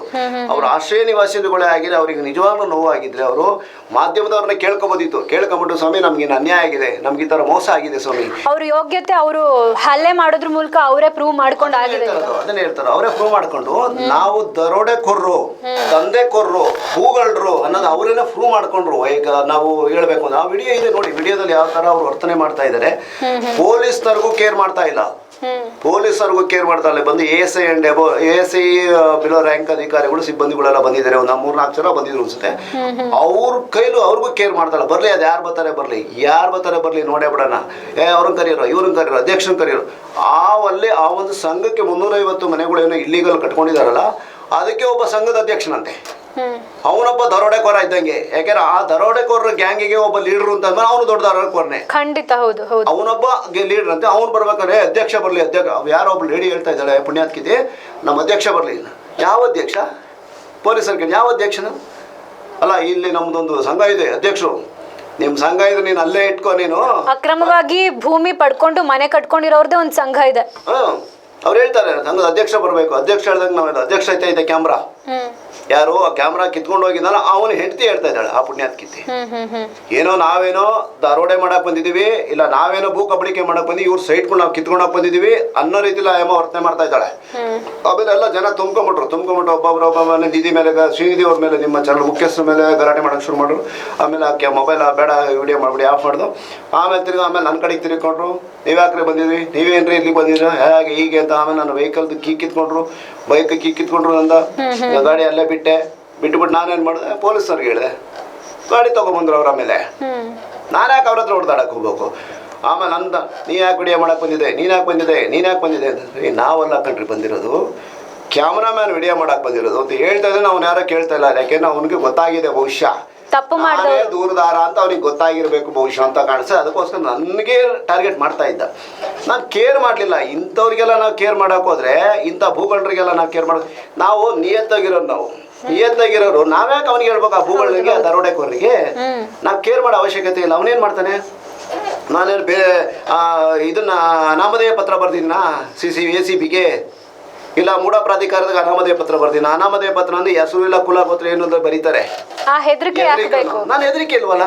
ನಾನು ಪ್ರತಿಯೊಂದು ಅರ್ಜಿನಲ್ಲೂ ನೀವು ಅಬ್ಸರ್ವ್ ಮಾಡ್ಬೋದು, ನೀವು ಬೇಕಾದ್ರೆ ಪ್ರತಿಯೊಂದು ಅರ್ಜಿನಲ್ಲೂ ನಾನು ನನ್ನ ವಿಳಾಸ, ಸಂಪೂರ್ಣ ವಿಳಾಸ ಮತ್ತೆ ಕಾಂಟ್ಯಾಕ್ಟ್ ನಂಬರ್ ಹಾಕಿರ್ತೀನಿ. ನಾನು ಅವ್ರಿಗೆ ಎದುರಂಗಿದ್ದಿದ್ರೆ ಇವೆಲ್ಲ ಬಿಟ್ಬಿಟ್ಟು ಮಾಡಿದ್ರೆ ಒಂದು ಮುಖರ್ಜಿ ಬರೀಬೋದಿತ್ತು. ನನ್ನ ವಿಳಾಸ ಇದೆ, ಕಾಂಟ್ಯಾಕ್ಟ್ ನಂಬರ್ ಇದೆ, ಕಾಲಕ್ಕೆ ACB ಅವ್ರಿಗೆ ನಾನು ಕಾಲ್ ಮಾಡಿ ಕೇಳ್ತೀನಿ ಏನಾಯ್ತು ಅಂತ ಹೇಳ್ಬಿಟ್ಟು, ಕಾಲಕ್ಕೆ ನಾನು ಮೂಢ ಪ್ರಾಧಿಕಾರಕ್ಕೆ ಕೇಳ್ತೀನಿ, ಕಾಲಕ್ಕೆ PDO ಪಂಚಾಯತಿಗೆ ಕೇಳ್ತೀನಿ. ನಾನು ಅಂತ ತಾಕತ್ತಿದ್ರೆ ಅವರು ನನ್ನನ್ನು ಟಾರ್ಗೆಟ್ ಮಾಡಲೇಬೇಕಾರೆ ಮಾಧ್ಯಮದವ್ರು ಯಾಕೆ ಟಾರ್ಗೆಟ್ ಮಾಡಬೇಕು? ಹಂಗಾರೆ ಇವರು ಹಲ್ಲೆ ಮಾಡಿಬಿಟ್ರು ನಾವು ಸುಮ್ಮನೆ ಇದ್ಬಿಡ್ತೀವ ನಾಳೆ? ನಿಮ್ಮನ್ನಾದ್ರೂ ಯಾಕೆ ಮಾಡಬೇಕು ಸರ್? ಅವರು ಹೋರಾಡೋದೇ ಆಗಿದ್ರೆ ಕಾನೂನಿನ ಪ್ರಕಾರ ಹೋರಾಡಬೇಕು. ನಾನು ಇಲ್ಲಿಗಲ್ಲ ಮನೆ ಕಟ್ಬಿಟ್ರೆ ಹೇಳ್ಬಿಟ್ಟು ನಾನು JCB ನಾನು ಹೊಡೆದಾಕಿಂತ ಕೂತಿದ್ದೀನ? ನಾನು ಕಾನೂನು ಹೋರಾಟ ಮಾಡ್ತಾ ಇದ್ದೀನಿ. ಹೌದು, ಕಾನೂನನ್ನ ನಾನು ಜೈಗಳಿಸ್ತಾ ಇದ್ದೀನಿ ಸ್ಟೆಪ್ ಬೈ ಸ್ಟೆಪ್. ಅವರು ಲೀಗಲ್ ಆಗಿ ಹೋಗ್ಲಿ, ಅವರು ಲೀಗಲ್ ಆಗಿ ಹೋಗ್ಬಿಟ್ಟಿತ್ತಲ್ಲ. ಮೂಢ ಪ್ರಾಧಿಕಾರದವರು ಹೇಳ್ತಾರೆ ಇಲ್ಲಿಗಲ್ ಕಟ್ಟಡಗಳು ಡೆಮಾಲಿಷ್ ಮಾಡಿ ಅಂತ ಹೇಳ್ಬಿಟ್ಟು ಆದೇಶ ಮಾಡಿದ್ದಾರೆ. ಭೂಸ್ವಾಧೀನ ಅಧಿಕಾರಿ ಯಾವಾಗ ಆದೇಶ? 2017ರಲ್ಲಿ ಆದೇಶ ಮಾಡಿದ್ದಾರೆ. ಅದು ಕಾರ್ಯರೂಪಕ್ಕೆ ಮಾತ್ರ ಬಂದಿಲ್ಲ. ಯಾಕೆ ಬಂದಿಲ್ಲ? ಹೋದ್ರೆ ವೋಟ್ ಬ್ಯಾಂಕ್ ರಾಜಕಾರಣ. ಒಂದ್ ಕಡೆ MLA ಇದಾರಲ್ಲ, ಅಧಿಕಾರಿಗಳೇ ಸಪೋರ್ಟ್ ಮಾಡ್ತಾರಲ್ಲ, ಅವ್ರಿಗೆ ಎದ್ರಿಕೊಂಡು ಕೂತ್ಕೋತಾರೆ. ನಾನೇ ಆಕ್ಚುಲಿ FIR ಆಗ್ಬೇಕಿತ್ತೇನೋ, ಯಾಕೆ FIR ಆಗ್ಲಿಲ್ಲ ಅಂತ ನನಗೆ ಗೊತ್ತಿಲ್ಲ. ನಾನು ಅದನ್ನ ಕ್ವಶನ್ ಮಾಡಕ್ ಹೋಗ್ಲಿಲ್ಲ. ನಮ್ಗೇನಾಗುತ್ತೆ, ದೊಡ್ಡ ಜನರ ಸಣ್ಣ ಗುಣ ಸರ್ ಅದು. ನಾವ್ ಅದಕ್ಕೇನೆ ಹೇಳಿದೆ, ಇನ್ಸ್ಪೆಕ್ಟರ್ ಅದೇ ಹೇಳಿದ್ರು, ಸರ್ ನಿಮ್ ದೊಡ್ಡ ಗುಣ, ಒಳ್ಳೆ ಉತ್ತಮ ಹೋರಾಟ ಮಾಡ್ತಾ ಇದ್ದಾರೆ ನೀವು, ನಿಮ್ಮ ಸಹಕಾರ ನಿಜವಾಗ್ಲೂ ನಿಮಗೆ ನಾವು ಸಹಕಾರ ಕೊಡಬೇಕು ಸರ್, ನೀವೆಲ್ಲರೂ ಆ ಥರ ಹೋಗ್ಬೇಕು ಅಂದ್ರೆ ನಮಗೆ ಹೇಳಿ, ನೀವು ಮೀಡಿಯಾದವ್ರು ಹೋಗ್ಬೇಕು ಅಂದ್ರೆ ನಮ್ಗೆ ಹೇಳಿ ಸರ್, ನಾವು ನಿಮ್ಮ ಜೊತೆ ಬರ್ತೀವಿ ಅಂತ ಇನ್ಸ್ಪೆಕ್ಟರ್ ತುಂಬಾ ಗೌರವಯುತವಾಗಿ ನಡ್ಕೊಂಡ್ರು. ಸುಮಾರು 1 hour ಡಿಸ್ಕಷನ್ ಮಾಡಿದ್ರು ನಾವು ಅವರು ಕೊನೆಗೆ. ಹಾಗಾಗಿ ಇಲ್ಲಿಗಲ್ ಅಂತ ನಾನು ಹೇಳ್ತಾ ಇಲ್ಲ, ನೀವು ಹೇಳ್ತಾ ಇಲ್ಲ, ಪೇಪರ್ ಹೇಳಿಸ್ತಾ ಇದ್ದೆ ನಮ್ಮ ಕೈಲಿ. ಹೌದು, ಈ ಪೇಪರ್ ಏನಿದೆಯಲ್ವಾ, ಡಾಕ್ಯುಮೆಂಟ್ ಸರ್ಟಿಫಿಕೇಟ್ ಕಾಪಿ, ಅದು ನಿಮ್ಮ ಕೈಲಿ ನನ್ನ ಕೈಲಿ ಬಾಯಿನಿಂದ ಹೇಳಿಸ್ತಾ ಇದೆ. ಇದನ್ನ ನೋಡಪ್ಪ ಹಿಂಗಾಗಿದೆ ಅಂತ ಹೇಳ್ಬಿಟ್ಟು ದೂರು ಕೊಟ್ಟಿದ್ದೀವಿ. ದೂರು ಕೊಟ್ಟಾಗ ಅವರೇ ಪ್ರೂವ್ ಮಾಡಿದ್ದಾರೆ. ಹೌದು ಇಲ್ಲಿಗಲ್ ಅಂತ ಅವರೇ ಮೂಡಾದರೆ ಹೇಳಿದ್ರು, ಹೌದು ನಮ್ಮದು ಜಾಗ ಇದು, ಇಲ್ಲಿಗಲ್ ಅಲ್ಲಿ ಕಟ್ಟಿದ್ದಾರೆ ಅಂತ ಹೇಳಿದ್ದಾರೆ. ಮತ್ತೆ ACB ಅವರು SP ಅವರು ಹೇಳಿದ್ದಾರೆ, ಇಂಥವ್ರು ಹಿಂಗೆಲ್ಲ ಇಲ್ಲಿಗಲ್ ಮಾಡಿದರೆ ಇವರು ದೂರು ಕೊಟ್ಟಿದ್ರು, ಇವ್ರ ದೂರನ ಆಧಾರದ ಮೇಲೆ ನಾವು ತನಿಖೆ ಮಾಡಿದ್ವಿ, ಅವ್ರನ್ನ ವಿಚಾರಣೆ ಮಾಡಬೇಕಾಗಿರೋದು, ಅದಕ್ಕೋಸ್ಕರ ಅವ್ರಿಗೆ ಪ್ರಾಸಿಕ್ಯೂಷನ್ ಪರ್ಮಿಷನ್ ಕೇಳಿ ಲೆಟರ್ ಬರೀತಿದ್ರು. ಅಲ್ಲ, ಈಗ 2017ರಲ್ಲಿ ಮೂಢ ಆದೇಶ ಹೊರಡಿಸಿದ್ರು ಆಗಿ 3 ವರ್ಷ ಆದ್ರೂ ಅವ್ರು ಫಾಲೋ ಅಪ್ ಮಾಡ್ಕೊಂಡಿಲ್ಲ. ಅದಾಗಿದೆಯಾ? ಏನಾಗಿದೆ ಅಂದ್ರೆ ಮೂಢ ಪ್ರಾಧಿಕಾರದಲ್ಲಿ ಆಸ್ತಿಗಳಿದಾವೆ. ಇವರು ಹೊಸ ಭೂಮಿನ ಹೋಗಿ ರೈತರನ್ನ ಒಕ್ಕಲೆಬ್ಬಿಸ್ಬಿಟ್ಟು ಭೂಸ್ವಾಧೀನ ಮಾಡ್ಕೊಳ್ಳೋ ಅವಶ್ಯಕತೆ ಇಲ್ಲ.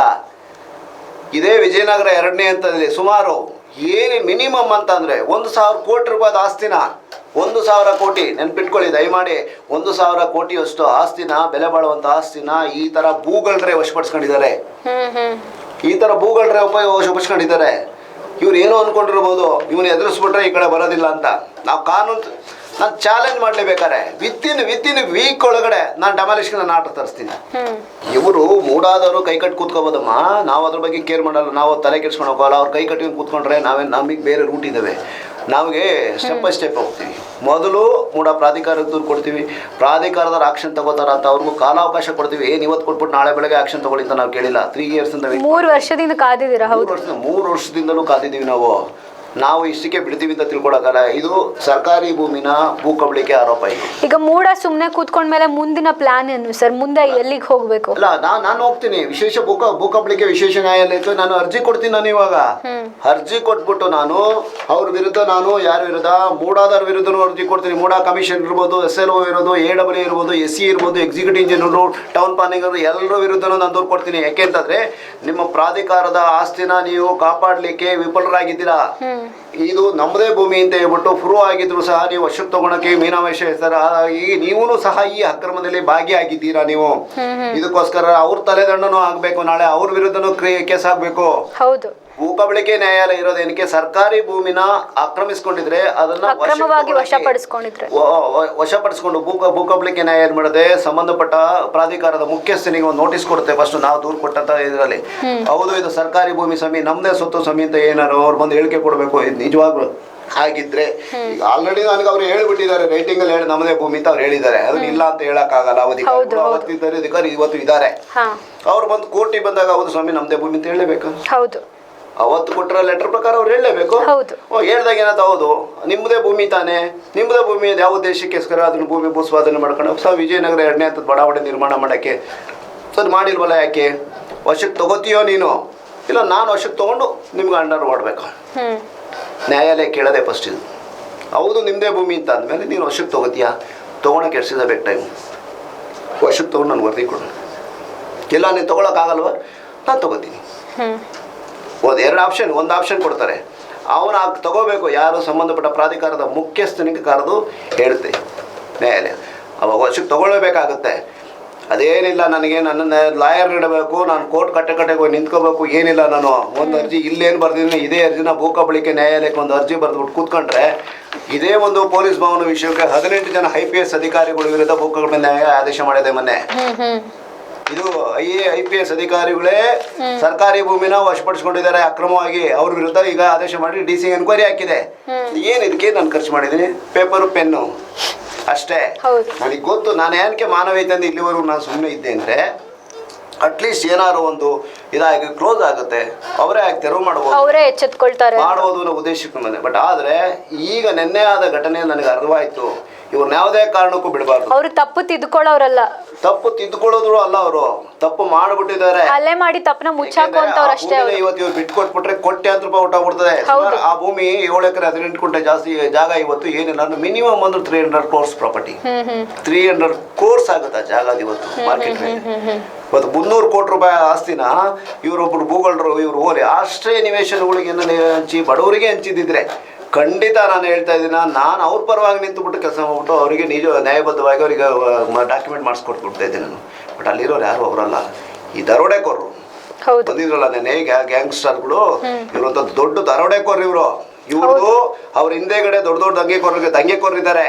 ಅವ್ರದೊಂದು ದೊಡ್ಡ ಸಂಘ ಇದೆ.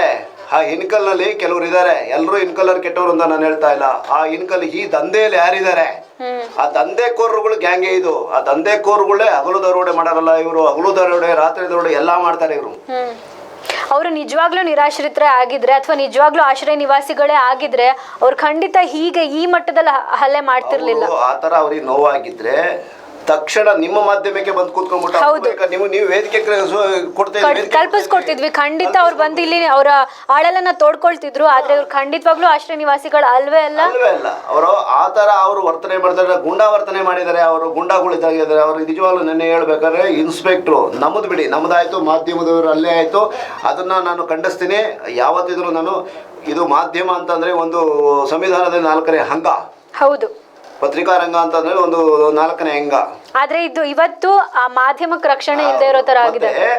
ಇಷ್ಟೆಲ್ಲ ಆದ್ರೂ ಸಹ ಗಲಾಟೆ ಆಯ್ತು. ನೆಕ್ಸ್ಟ್ ನಾವು ಮಾಜರ್ಗೆ ಅಂದ್ರೆ ಸ್ಪಾಟ್ಗೆ ಕರ್ಕೊಂಡು ಹೋಗಿ ಯಾರು ತೋರ್ಸ್ ಬನ್ನಿ, ನಿಮ್ಗೆ ಕ್ಯಾಮ್ರಾ ಕೊಡಿಸ್ಕೊಡ್ತೀವಿ ಅಂತ ಇನ್ಸ್ಪೆಕ್ಟ್ರು ಆದೇಶದ ಮೇಲೆ, ಮೌಖಿಕ ಆದೇಶದ ಮೇಲೆ ಇನ್ಸ್ಪೆಕ್ಟ್ರು ನಾವು ASI ಸಿಬ್ಬಂದಿಗಳು ಕಳಿಸ್ಕೊಡ್ತಾರೆ ಅಲಾಂಗ್ ವಿತ್ ರಾಜೇಶ್ ಜೊತೆ. ಅಲ್ಲಿ ಹೋದಾಗಲೂ ಸಹ ದರ್ಪ ತೋರಿಸೋಣ. ನಾವು ವಿಡಿಯೋ ನೋಡ್ತಾ ಇದೀವಿ. ವಿಡಿಯೋ ನೋಡ್ರೆ ಅವ್ರ ASIಗಳಿಗೆ ಅವ್ರ ಪೊಲೀಸ್ ಸಿಬ್ಬಂದಿಗಳಿಗೆ ಧಮಕಿ ಹಾಕ್ತವ್ರೆ. ಅಲ್ಲಿ ಅರ್ಥ ನಿನ್ನೆ ಆಕ್ಚುಲಿ ಮಾಡ್ಬೇಕಾಗಿರೋದು ನಮ್ಮ ಕೇಸ ಸೈಡ್ ಗಿಡಿ, ಅವರು ಬಂದಿದ್ದು ರಕ್ಷಣೆಗೆ ಬಂದರು, ಪ್ಲಸ್ ಸರ್ಕಾರಿ ಕೆಲಸಕ್ಕೆ, ಸರ್ಕಾರಿ ಕರ್ತವ್ಯದ ಮೇಲೆ ಬಂದಿದ್ದಾರೆ. ಪೊಲೀಸರು ಕರ್ತವ್ಯಕ್ಕೆ ಅಡ್ಡಿಪಡಿಸಿರೋ ಆರೋಪದ ಮೇಲೆ ಅಷ್ಟು ಜನ ವಿಡಿಯೋದಲ್ಲಿ ಅವನು ಬಂದಿದ್ರು, ಅಷ್ಟು ಜನ ಅರೆಸ್ಟ್ ಮಾಡಬಹುದು. ಮಾಧ್ಯಮದವ್ರ ಮೇಲೆ ಕೈ ಮಾಡಿರೋ ಅದು ಕೂಡ ಒಂದು ಅಪರಾಧ. ಅದೊಂದು ಸೈಡ್ಗೆ FIR ಆಗುತ್ತೆ, ಅದೊಂದು FIR ಮಾಡಬೇಕು. ಅದ್ರ ಜೊತೆಗೆ ಈ ಒಂದು ಇದನ್ನ ತಡೆಯಕ್ಕೆ ಅಂತ ಹೋಗಿ ಕ್ಯಾಮ್ರಾ ಕೊಡ್ಸಕ್ಕೆ ಅಂತ ಹೋದಾಗ ಅಲ್ಲೇ ಮಾಡಕ್ಕೆ ಪ್ರಯತ್ನ ಪಟ್ಟು, ಪ್ಲಸ್ ಅವ್ಯಾಚ್ಯ ಶಬ್ದಗಳಿಂದ ನಿಂದೆ ಮಾಡಿದ್ದಾರೆ ಪೊಲೀಸರು. ಅವ್ರನ್ನು ಕರ್ತವ್ಯಕ್ಕೆ ಅಡ್ಡಿಪಡಿಸಿದ ಆರೋಪದ ಮೇಲೆ ಅಷ್ಟು ಜನದ FIR ಹಾಕಿದ್ರಿ. ಇವತ್ತು ನಾನ್ ಬೇಲೇಬಲ್ ಅಫೆನ್ಸ್. ಹೌದು, ಊರು ಬಿಡ್ಬೇಕಿತ್ತು ಅವರು.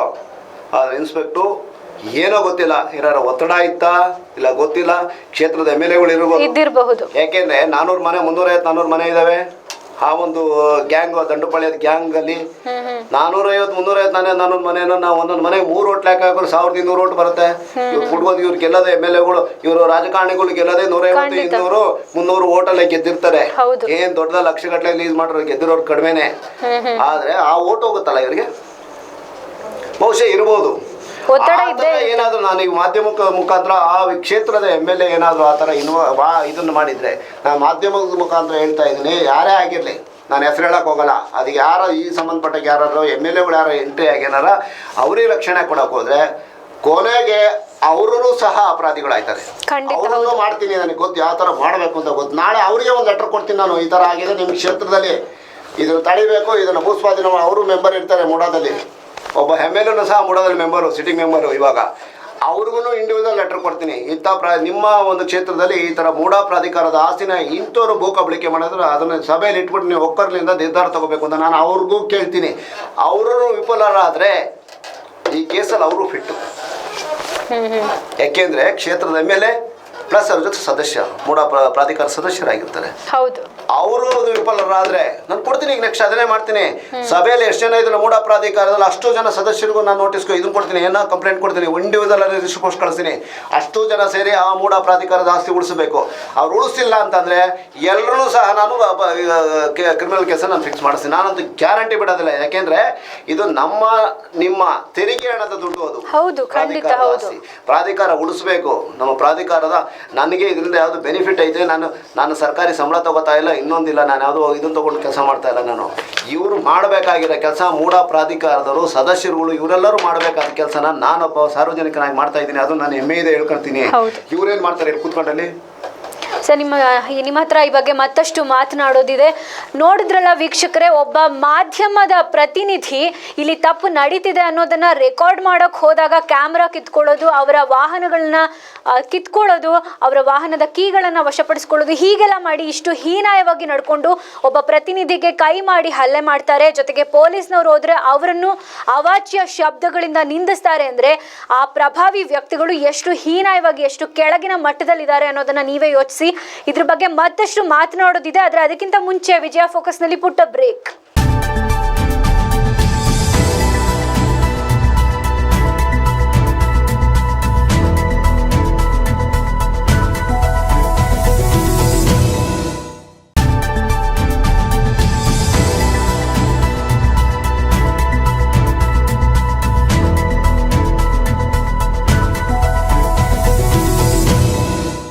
ವಿಜಯ ಫೋಕಸ್ ವಿಶೇಷ ಕಾರ್ಯಕ್ರಮಕ್ಕೆ ಮತ್ತೆ ಸ್ವಾಗತ.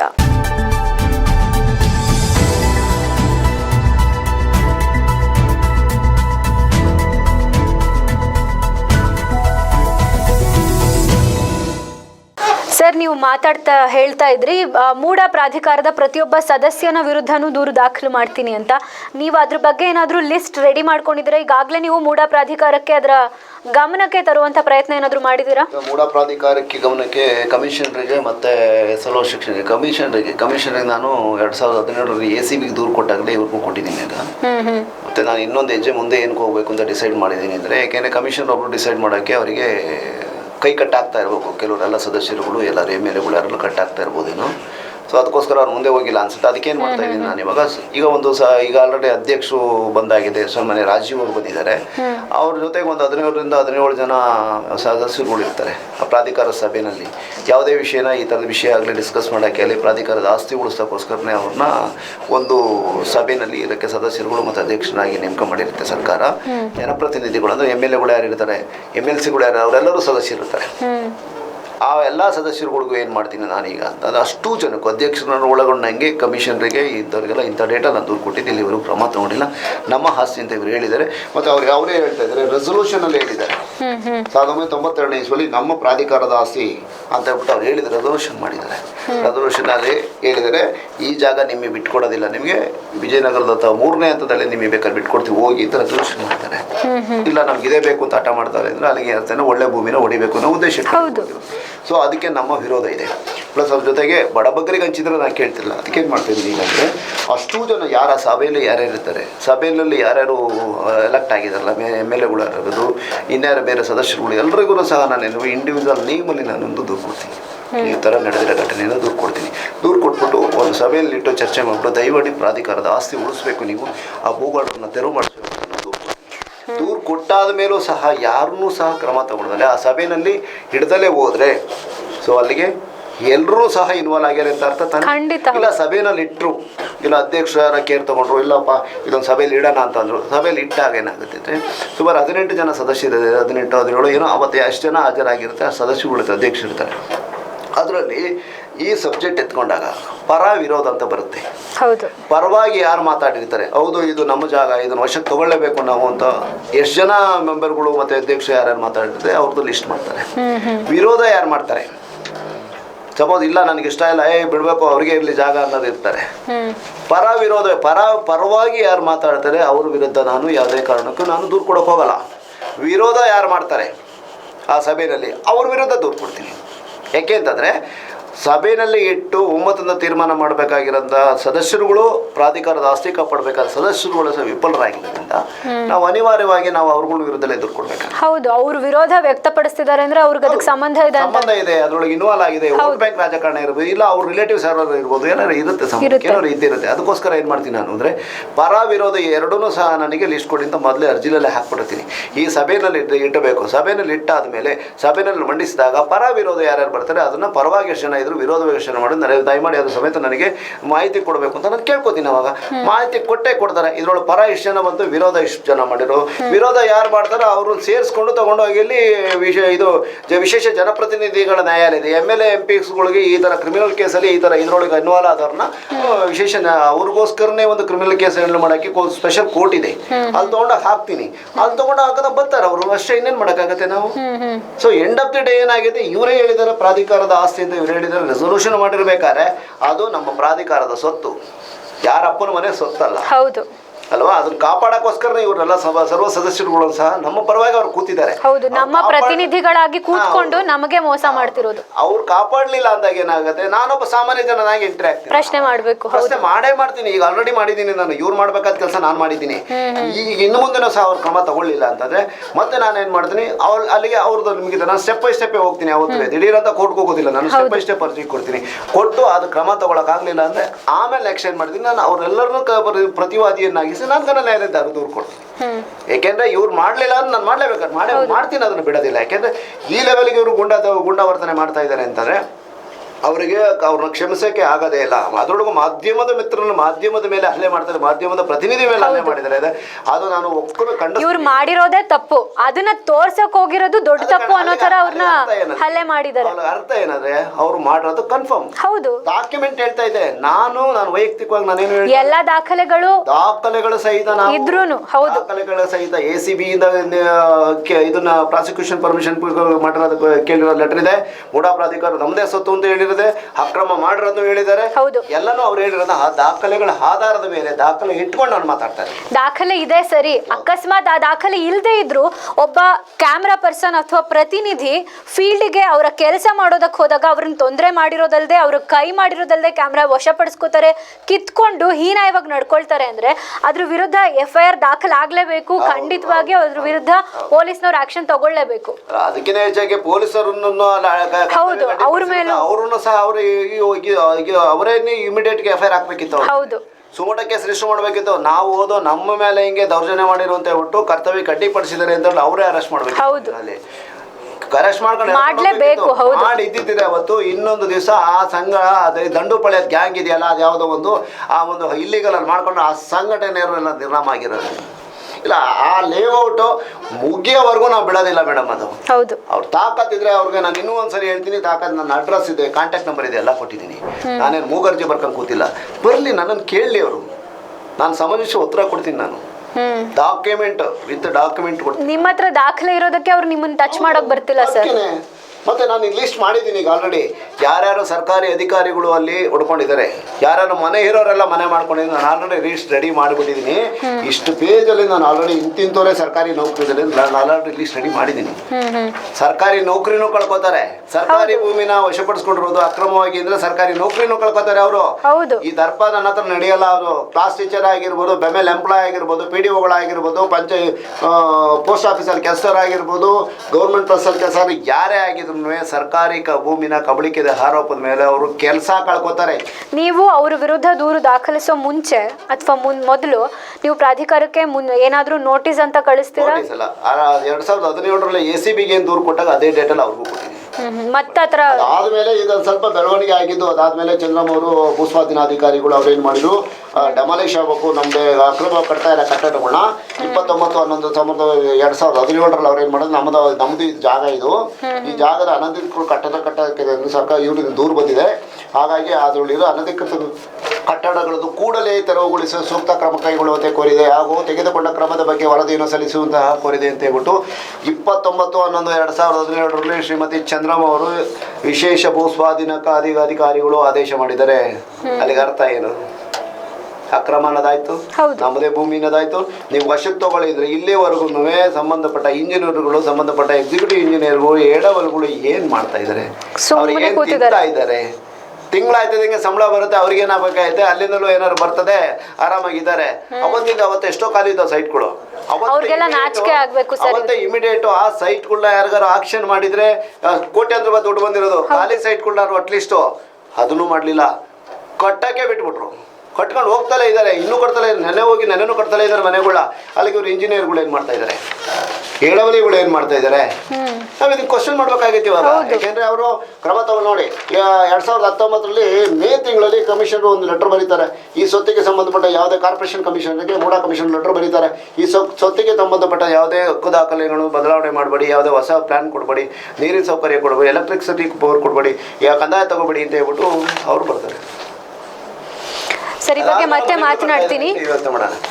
ಈ ಬಗ್ಗೆ ಮತ್ತೆ ಮಾತನಾಡೋದಿದೆ. ನೋಡಿದ್ರಲ್ಲ ವೀಕ್ಷಕರೇ, ಮಾಧ್ಯಮದ ಕಗ್ಗೊಲೆ ಯಾವ ರೀತಿ ಆಗ್ತಾ ಇದೆ ಅಂತ. ಇದೇನು ಮೊದಲನೇ ಸಲ ಅಲ್ಲ ಮಾಧ್ಯಮದವರ ಮೇಲೆ ಈ ರೀತಿ ಹಲ್ಲೆ ಆಗ್ತಿರೋದು.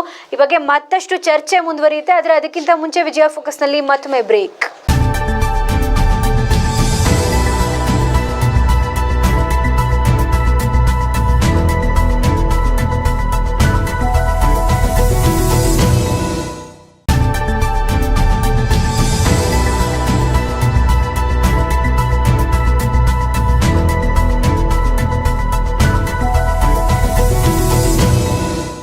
ವಿಜಯ ಫೋಕಸ್ ವಿಶೇಷ ಕಾರ್ಯಕ್ರಮಕ್ಕೆ ಮತ್ತೆ ಸ್ವಾಗತ.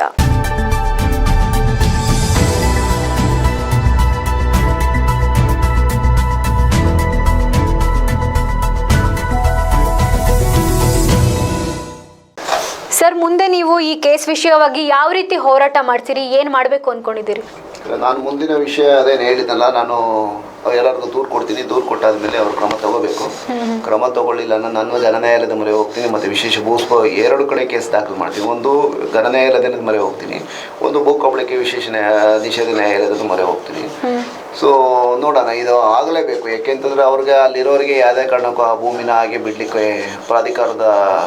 ನಗರಾಭಿವೃದ್ಧಿ ಪ್ರಾಧಿಕಾರದ ನೀತಿ ನಿಯಮದಲ್ಲಿ ಅವಕಾಶ ಇಲ್ಲ. ಇವ್ರಿಗೆ ಏನಾದರೂ ಇಲ್ಲಿ 450 ಜನಕ್ಕೆ ಏನಾದರೂ ಪ್ರಾಧಿಕಾರ ನಿರ್ಣಯ ತೊಗೊಂಡು ಬಿಡೋಕ್ಕೆ ಅಂತ ಹೋದರೆ ಅದು ಇದು ನಗರಾಭಿವೃದ್ಧಿ ಪ್ರಾಧಿಕಾರದ ನೀತಿ ನಿಯಮಕ್ಕೆ ವಿರುದ್ಧವಾಗುತ್ತೆ.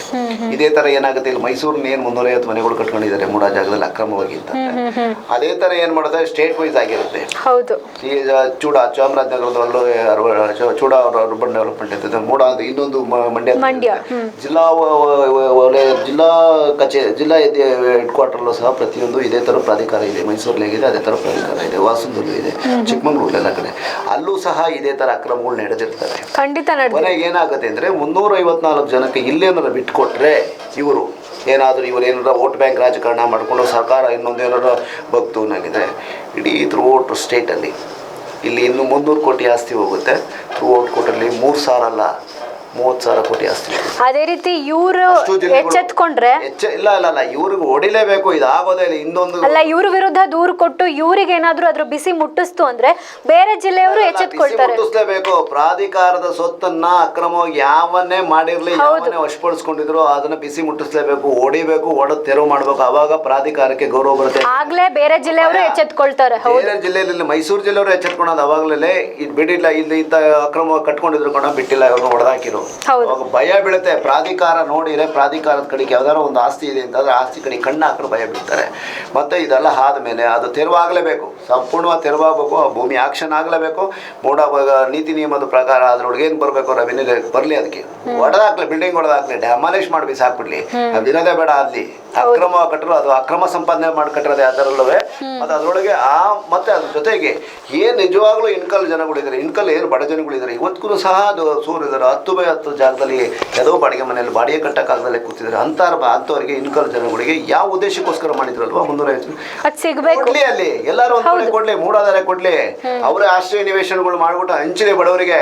ಇಲ್ಲಿ 300 ಕೋಟಿ ಆಸ್ತಿ ಬರ್ತದೆ, 100 ಕೋಟಿ ಖರ್ಚು ಮಾಡ್ಲಿ ಬಿಡಿ, ಅವ್ರಿಗೆ ತಪ್ಪೇನಿದೆ? ಬಡವರು ಬದುಕೊಳ್ಳಿ ಬಿಡಿ, ಇಂಥವ್ರದ್ದು ಹೊಡಿಲಿ ಇವ್ರಿಗೆ. ಇವರು ತಲೆ ಹೊಡೆದು ಜೀವನ ಮಾಡೋ ಅಂತ ಜನಗಳು ಅಷ್ಟು ದೊಡ್ಡ 4 ಫ್ಲೋರ್ ಮನೆ ಕೊಟ್ಟಿರೋ ಮಾಲ್ಗಳು ಕಟ್ಟಿ ಮನೆ ಕಟ್ಟಿದ್ರೆ ಅಲ್ಲಿಂದ ಬಂದು ಸಂಪಾದನೆ ಅವರು. ಹೌದು, ಈ ತರ ಹನ್ನೆ ಮಾರ್ಗದಿಂದ ಸಂಪಾದನೆ ಮಾಡಿರೋರು ಅಲ್ಲಿರೋರು ಕೂತಿರೋರು ಯಾರು ನಿಯತ ಸಂಪಾದನೆ ಮಾಡಿರೋ ಅಷ್ಟು ದೊಡ್ಡ ಮನೆಗಳು ಕಟ್ಟಕ್ಕಾಗಲ್ಲ.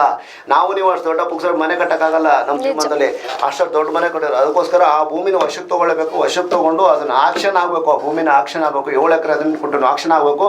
ಅದರೊಳಗೆ ಬಂದ ಲಾಭದಲ್ಲಿ ಇನ್ಕಲ್ ಜನಗಳು ಏನು ನಿರಾಶೆ ಇವರು ಆಶ್ರಯ ನಿವಾಸಿಗಳು ಏನಾದ್ರು ಮನೆ ಕೇಳ್ಕೊಂಡು ಅರ್ಜಿ ಹಾಕಿರ್ತಾರ ಅವರುಗಳಿಗೆ 100 ಕೋಟಿ ಖರ್ಚು ಮಾಡಲಿ ಬಿಡಿ, 300 ಕೋಟಿ ಬರುತ್ತೆ. ಏನು ಇಲ್ದರೆ ಈ ಅಭ್ಯಾಪಾರಿಗಳು ವಶಪಡಿಸ್ಕೊಂಡಿದ್ರು ಜಾಗ ಅಲ್ವಾ, ಇವರು 100 ಕೋಟಿ ಖರ್ಚು ಮಾಡ್ಬಿಟ್ಟು ಇನ್ಕಲ್ ಜನಗಳಿಗೆ ಮನೆ ಕೊಡ್ಲಿ ಬಿಡಿ, ಅವರು ಬದುಕ್ತಾರೆ. ಅಲ್ಲಿ ಪ್ರಾಧಿಕಾರದ ಉಳ್ಕತ್ತದೆ, ಭಯನೂ ಬರ್ತದೆ. ಇನ್ನು ಮುಂದೆ ಯಾರಾದ್ರೂ ಪ್ರಾಧಿಕಾರದ ಆಸ್ತಿ ಮುಟ್ಟಕ್ಕೂ ಭಯ ಬೀಳ್ತಾರೆ, ಆಗಲೇಬೇಕು. ಹಾಗಾಗಿ ಮತ್ತೆ ಈ ಮಾಧ್ಯಮ ಪ್ರತಿನಿಧಿ ನಮ್ಮ ರಾಜೇಶ್ ಅವರು ಅಲ್ಲೇ ಮಾಡಿರೋದು ಖಂಡನೀಯ. ಅದು ಕೇಸ್ ರಿಜಿಸ್ಟರ್ ಆಗಬೇಕು, ಸಂಬಂಧಪಟ್ಟವ್ರ ಮೇಲೆ ಆಕ್ಷನ್ ಆಗ್ಲೇಬೇಕು. ಅದು ಮಾಧ್ಯಮ ಮಾತ್ರ ನಾನು ಅದು ಖಂಡಿಸ್ತೀನಿ. ಹೌದು, ಧನ್ಯವಾದ ಸರ್. ಇಷ್ಟೊತ್ತು ನಮ್ಮ ಜೊತೆ ಇದ್ದು ಸಾಕಷ್ಟು ಮಾಹಿತಿಗಳನ್ನ ಹಂಚ್ಕೊಂಡಿದ್ದೀರಿ, ಜೊತೆಗೆ ದಾಖಲೆಗಳ ಸಮೇತ ಎಲ್ಲ ಅಕ್ರಮಗಳನ್ನ ನಮ್ಮ ಜೊತೆ ತೆರೆದಿಟ್ಟಿದ್ದೀರಿ. ಧನ್ಯವಾದ. ಸರ್ವೆ ನಂಬರ್ 89ರಲ್ಲಿ ಕಟ್ಟಿರುವಂತಹ ಅಕ್ರಮ ಕಟ್ಟಡಗಳನ್ನ ತೆರವು ಮಾಡಲೇಬೇಕು, ಇದು ಖಂಡನೀಯ. ಅದರ ಜೊತೆಗೆ ಮಾಧ್ಯಮದವರ ಮೇಲೂ ಕೂಡ ಹಲ್ಲೆ ಮಾಡಲಾಗಿದೆ, ಇದು ಕೂಡ ಖಂಡಿಸುವಂಥದ್ದು. ಇದನ್ನು ಯಾವುದೇ ಕಾರಣಕ್ಕೂ ಈ ಹಂತದಲ್ಲಿ ನಿಲ್ಲಿಸೋದಿಲ್ಲ. ನಾವು ವಾಹಿನಿಯವರು ಇದ್ರ ಬಗ್ಗೆ ಹೋರಾಡ್ತೀವಿ, ಇದನ್ನ ಫಾಲೋ ಅಪ್ ಮಾಡ್ಕೋತೀವಿ. ಇದಾಗಿತ್ತು ಇವತ್ತಿನ ವಿಶೇಷ ವಿಜಯ ಫೋಕಸ್. ನಿರಂತರ ಸುದ್ದಿಗಾಗಿ ನೋಡ್ತಾನೆ ಇರಿ ಶ್ರೀ ವಿಜಯ ನ್ಯೂಸ್ 24, ಇದು ನಂಬಿಕೆಯ ಪ್ರತಿಬಿಂಬ.